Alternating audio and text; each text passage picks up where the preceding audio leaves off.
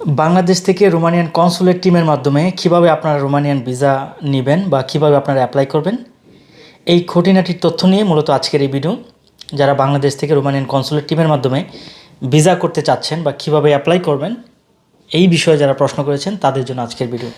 আশা করি ভিডিওটি অনেক গুরুত্বপূর্ণ হবে যারা রোমানিয়ান ভিসা প্রত্যাশী বাংলাদেশ থেকে ভিসা অ্যাপ্লাই করতে চাচ্ছেন। ভিডিও শুরু থেকে শেষ পর্যন্ত আমাদের সাথেই থাকুন এবং ভিডিওটি উপভোগ করতে থাকুন।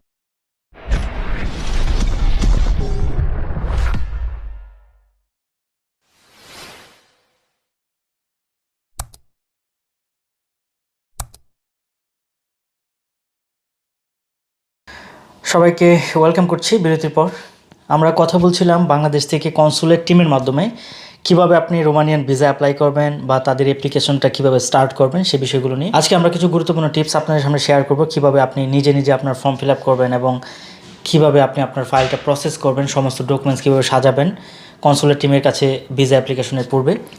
তাহলে কথা না বাড়িয়ে চলুন আমরা চলি ভিডিওর মূল পর্বে। বাংলাদেশে কনসুলেট টিমের মাধ্যমে রোমানিয়া কাজ শুরু করেছে ভিসা স্ট্যাম্পিংয়ের, এটা আমরা অনেকেই জানি। তবে অনেকেই জানেন না যে কিভাবে তারা ভিসা অ্যাপ্লিকেশন প্রসেস করতেছেন। এটা কি বাংলাদেশের কোনো অ্যাম্বাসি বা এটা দিল্লির অ্যাম্বাসির মাধ্যমে কাজ হচ্ছে, এই বিষয়ে আমাদেরকে অনেকে প্রশ্ন করেন।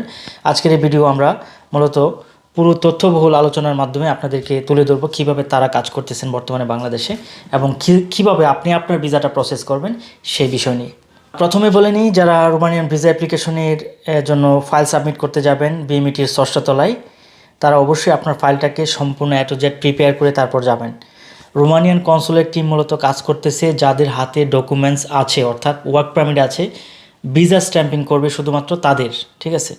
এখানে কোনো প্রকার ওয়ার্ক পারমিট সংক্রান্ত বিষয়ে তথ্য দেওয়া এটা ফেক না রিয়েল, বা আমি অ্যাপ্লাই করেছি, আইজিআই ফর্ম আছে, আমার পারমিট কবে আসবে, আমি অ্যাপ্লাই করতে চাচ্ছি, কী কী ডকুমেন্টস লাগবে, এই সমস্ত বিষয় নিয়ে মূলত এখানে কনসুলেট টিম আপনাকে কোনো ধরনের সার্ভিস বা ইনফরমেশন ডেস্ক নেই, বা এই ধরনের তথ্য জানার জন্য মূলত এই কনসুলার টিম না। আপনাকে এই সমস্ত তথ্য জানতে হলে অবশ্যই আপনার যে প্রতিষ্ঠানের মাধ্যমে আপনি অ্যাপ্লাই করছেন, অথবা আপনি যদি কোনো কারণে কনফিউশন থাকে কোনো ডকুমেন্ট সংক্রান্ত বিষয়, সেক্ষেত্রে আপনি রোমানিয়ান অ্যাম্বাসি নিউ দিল্লির যে ইমেল অ্যাড্রেস আছে সেখানে আপনি মেল করতে পারেন। ঢাকার যে কনসুলার টিম তারা মূলত ভিসা স্ট্যাম্পিংয়ের জন্য ঢাকাতে গেছেন। বাংলাদেশে যত পেন্ডিং ভিসা আছে তারা মূলত এই পেন্ডিং ভিসার স্ট্যাম্পিংয়ের জন্য বাংলাদেশে আছেন। তো যারা মূলত ভিসা স্ট্যাম্পিং করবেন বাংলাদেশ থেকে, তারা কেবল বিএমইটির ষষ্ঠ তলায় ভিসা সাবমিশনের জন্য যেতে পারেন, কিংবা আপনার এজেন্টের থ্রুতে আপনি আপনার কাজ করাতে পারেন।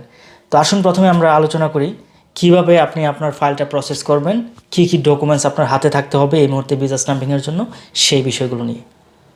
তো প্রথম কথা হচ্ছে, আপনার হাতে যদি এই মুহূর্তে রোমানিয়া ওয়ার্ক পারমিট থেকে থাকে যার ইস্যু ডেট অক্টোবরের 1 তারিখ থেকে ডিসেম্বরের 31 তারিখ পর্যন্ত 2021 সালের, তাহলে কেবল আপনি আপনার ফাইলটি এই মুহূর্তে বাংলাদেশের যে কনসুলেট টিম তাদের মাধ্যমে আপনি ভিসা স্ট্যাম্পিং করতে পারবেন। তারা নেক্সট যে সিরিয়াল সেটা পরবর্তীতে জানাবে যে কবে থেকে তারা জানুয়ারি থেকে এপ্রিলের ফাইলগুলো তারা প্রসেস করবে, সেই বিষয়ে নেক্সট আপডেট তারা জানাবে। তবে এই মুহূর্তে অক্টোবর থেকে ডিসেম্বরের 31 তারিখ পর্যন্ত যত ফাইল আছে বাংলাদেশের সমস্ত ফাইলের ভিসা স্ট্যাম্পিং তারা ঢাকা থেকে করবে। এটা হচ্ছে গত বছরের, আমি আবারও রিপিট করছি বিষয়টা, সেটা হচ্ছে 2021 সালের। আমরা আপনাদেরকে জানালাম যে কোন তারিখ থেকে কোন তারিখের ডেটের পারমিটগুলো মূলত এখন তারা জমা নিচ্ছে। আপনার হাতে যদি এই ডেটের পারমিট থাকে, সে হলে প্রাইমারি কাজটা আপনার কি, আপনাকে যে প্রাইমারি কাজটা হবে সেটা হচ্ছে আপনার Romanian ministry of foreign affairs, যেটার evisa.ro, সেখানে আপনাকে ফাইলটা অনলাইন করতে হবে। আর অনলাইন করার জন্য আপনার হাতে সমস্ত ডকুমেন্টস থাকতে হবে, আপনার পাসপোর্ট, আপনার ছবি, আপনার ওয়ার্ক পারমিট, আপনার এমপ্লয়মেন্ট কন্ট্রাক্ট, আপনার অ্যাকোমোডেশন, আপনার ইন্স্যুরেন্স কপি এবং আপনার পুলিশ ক্লিয়ারেন্স। এই নেসেসারি ডকুমেন্টসগুলো যদি আপনার হাতে থাকে, সেক্ষেত্রে কেবল আপনি আপনার ফাইলটা অনলাইন করতে পারবেন। তো অনলাইন করার জন্য আমাদের যে মিশন বা কনসুলার সেকশন সেটা আমরা সিলেক্ট করব অবশ্যই দিল্লি, কেননা বাংলাদেশের যে কনসুলার টিম গেছে সেটা মূলত দিল্লির আন্ডারে কাজ করতেছে। সো আমাদেরকে অবশ্যই থার্ড কান্ট্রি সিটিজেন হিসেবে আমরা ইন্ডিয়ার দ্বারস্থ হয়ে ভিসার জন্য মূলত, তো আমরা এই কনসুলার টিমের মাধ্যমে ভিসা করতে হলে আমাদেরকে অবশ্যই দিল্লির যে কনসুলার সেকশন বা কনসুলার মিশন আমাদেরকে সেটা সিলেক্ট করতে হবে evisa.ro ওয়েবসাইটের মাধ্যমে। আমরা যখন মিনিস্ট্রি অফ ফরেন অ্যাফেয়ার্সে ফাইলটা অনলাইন করব তখন আমরা দিল্লির যে সাইটটা সেটা আমরা সিলেক্ট করব, নিউ দিল্লির যে দূতাবাস আমরা সেখানে সেটা সিলেক্ট করবো, কারণ আমরা তাদের আন্ডারে মূলত বাংলাদেশে অস্থায়ী কনসুলার সেকশন এর মাধ্যমে কাজ করতেছি। তো অনলাইন করার পর আপনার হাতে থাকবে সমস্ত ডকুমেন্টস, অনলাইন ফর্ম। তারপর যেটা আপনাকে করতে হবে, আপনি সরাসরি তাদের অফিসে যেতে পারেন, যেখানে বিএমইটির 6ষ্ঠ তলায় তারা অস্থায়ী কনসুলার সেকশন স্থাপন করেছেন, কিংবা বর্তমান সময়ে ফাইল সাবমিশনের জন্য তারা নতুন সিস্টেম করতে যাচ্ছে। সেটা হচ্ছে যে অবশ্যই আপনাকে কোনো এজেন্টের থ্রোতে, বাংলাদেশের যারা লিস্টেড এজেন্ট হবেন বা হচ্ছেন ইতিমধ্যে, তাদের থ্রোতে আপনাকে ফাইলটা সাবমিট করতে হবে। তো আপনার হাতে কি কি ডকুমেন্টস থাকবে ফাইল সাবমিশনের জন্য, সেই ডকুমেন্টসের লিস্টটা আমি আবার রিপিট করতেছি আপনাদের হাতে। আপনাকে থাকতে হবে আপনার পাসপোর্টের কপি, যেটার ভ্যালিডিটি মিনিমাম 6 মাসের উপর হতে হবে, কিংবা 1 বছরের উপর হলে সেটা আরও ভালো হয়। আপনার ওয়ার্ক পারমিট, আপনার অ্যাকোমোডেশন লেটার, আপনার এমপ্লয়মেন্ট কন্ট্রাক্ট, আপনার ইন্স্যুরেন্স কপি, আপনার বাংলাদেশের পুলিশ ক্লিয়ারেন্সের কপি, এবং আপনার কোম্পানির তরফ থেকে যদি আরও কোনো ধরনের ডকুমেন্টস আপনার দেওয়া থাকে, সেই ডকুমেন্টসগুলো আপনাকে অবশ্যই সাথে নিয়ে যেতে হবে। তো অ্যাপ্লিকেশন ফর্ম এবং এই যে ডকুমেন্টসগুলো আমি মেনশন করলাম, সেই ডকুমেন্ট যদি আপনার হাতে থাকে, সেক্ষেত্রে আপনি ফিজিক্যালি এদের অফিসে অরিজিনাল পাসপোর্ট সহ এবং যে পাসপোর্ট সাইজ ছবি 35x45 ছবি সহ আপনি তাদের ওখানে যেতে পারেন। অথবা আপনি চাইলে আপনার যদি কোনো লিস্টেড এজেন্ট থাকে, সেক্ষেত্রে আপনি তাদের মাধ্যমে আপনার ফাইলটা তাদের কাছে জমা করতে পারেন।